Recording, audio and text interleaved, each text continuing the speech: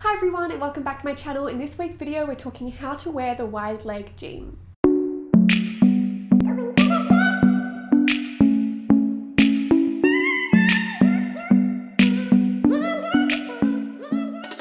There are so many different jean styles out there. You've got skinny, slim, straight, bootleg, flared, wide leg. Plus you've got choices of where the waist is on the jean, as well as the different types of hems you can have and how long they're going to be. So there are a lot of different choices out there, but I do find we all tend to stick to the same one or two cuts of jeans, and it can be hard for us to get out of our comfort zone. So we're seeing a lot more wide leg jeans around, and I've always been a lover of wide leg pants. I wanted to show you guys how to style the wide leg jean. So in today's video, I've got two pairs of wide leg high-rise denim jeans. They're both from the same brand and they're both the same cut. They are the Levi's Ribcage Rise wide leg jean. I've got them in kind of like a creamy color, and then I've also got them in a black that is a little bit more of a worn black. I didn't get them in blue because I already have blue jeans and other cuts, and I just felt like I would be repeating the same type of thing. And I think if you're going out and buying a new cut of jean and you already have heaps of black or you already have heaps of blue, perhaps think about getting a different wash just so you have a completely different look and you feel like you have variety in your wardrobe. I think that's a really important thing. It's not fun to get the same colors all the way through your wardrobe. I think it's important to kind of have a good color scheme going for your wardrobe and a bit of variety. So we're just going to jump in straight away to the first look, and I've got 5 looks for you guys today. The first one is the high-rise black wide leg jean. I've put a belt on with it, and I've also put on a black turtleneck underneath with a big green trench coat on top with a pair of boots. So the reason I paired it with these pieces is because I wanted to highlight the waist, and when you have a wide leg jean on, if you're wearing quite bulky pieces with it, you end up looking quite blocky. It could sometimes make yourself look a little bit shorter. To keep myself looking nice and long, I tucked in my top all the way around. I wore the same color top as my pants and the same color shoes as my pants as well. And this just kept my silhouette looking really nice and long, so when I put that coat on over the top, which it is quite a long bulky coat, it didn't end up swamping me down.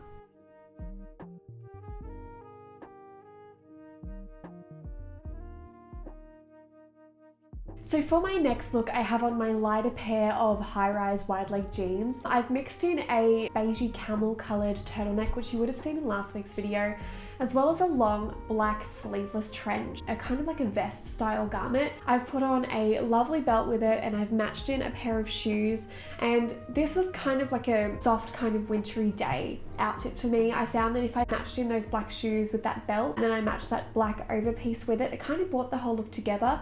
And those lighter pieces underneath, I know sometimes we tend to feel like if we wear lighter colors we're going to look bigger, but I think as long as you're following a few principles, like always try and make your legs look a little bit longer, make sure your clothes fit properly, and you know, when in doubt, add a little layer over the top just to help if you're feeling like you are really exposed in the midsection or you've made your hips look wider by wearing a particular garment. This vest piece that I have, I wear it all the time, and it is perfect for situations like that, particularly if you're not used to tucking in clothing. And these pieces generally do need to have things tucked in with them, because if you don't tuck things in with them, you tend to kind of lose your waistline with this style of pant.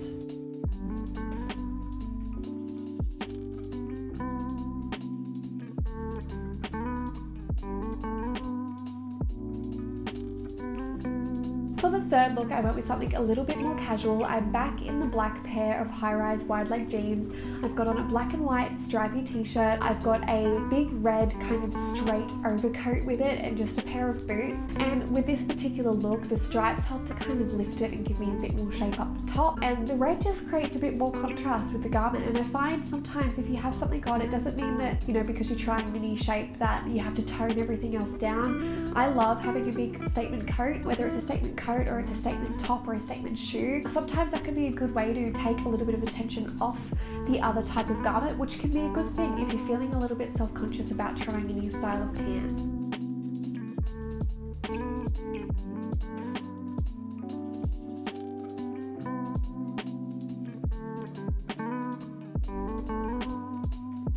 For my fourth look, I wore the lighter pair of jeans again. I put on a kind of maroony coloured wrap top. It's a long sleeve woolen top, and I added a scarf in, and I kept this as quite a light layered piece. And I wanted to show you guys this because often what we do is we put on a coat and we forget how our outfit looks underneath.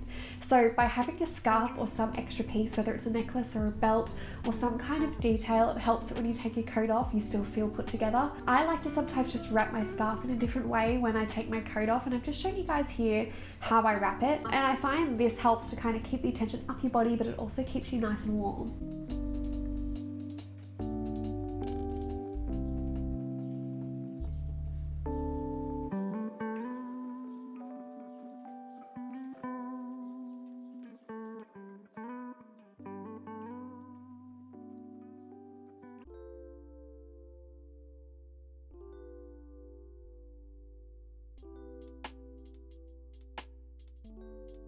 So for this last look, it was a bit more of an in-between season look. When I was filming this yesterday, we had a bit more of a warmer trend seasonal day, whereas today it's actually raining and really cold outside.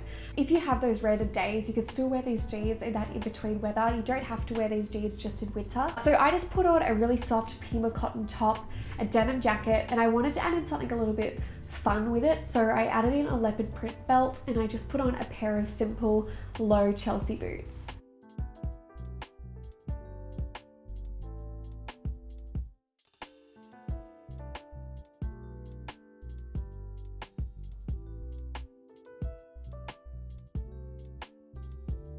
So when you're buying your first pair of wide leg jeans, something that's really important is that you get a pair that is 100% cotton. And 100% cotton jeans feel quite different to the jeans that you might have in, say, a skinny jean or a slim straight jean. We got really used to having comfortable jeans. And if you look back, perhaps when you were 15 years younger, you would have found that the jeans were much harder to wear in, and you would have had that time wearing in your jeans. And we need to go back to that when we're buying this type of jean. If you don't, the jean is going to stretch out in some really odd places, and it's not going to fall as nicely. It's also not going to last as long. So you want to look for jeans that are 100% cotton.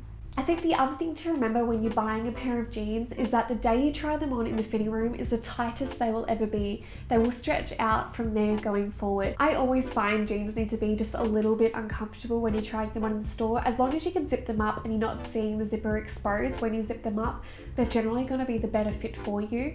You don't want to go too comfortable when you try them on, particularly because they are going to stretch so much. Most jeans tend to stretch a whole size. Now, when it comes to the rise of the jeans, I think it's important to look for a mid or a high rise. I personally find that the high rise jean in this particular cut is the better option for your rise when you buy them, only because these jeans can shorten your figure. So if you add that little bit extra, it's like about what, 1.5 inches that you get extra when you go from a mid rise to a high rise.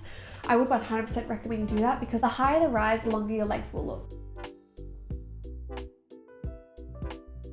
And what about the length of the jeans? When it comes to the wide leg jean, it's really important that you don't have stacking. And stacking is when you have fabric kind of rolling or sitting on top of itself and kind of looking crumpled around your ankles and stacking on top of the shoe. What you want generally is to have your pants sit around about 2 centimeters to 1 inch off the ground with shoes on. So think about what shoes you're going to be wearing with these jeans, and if they are a little bit too long, go and get them altered wearing those shoes.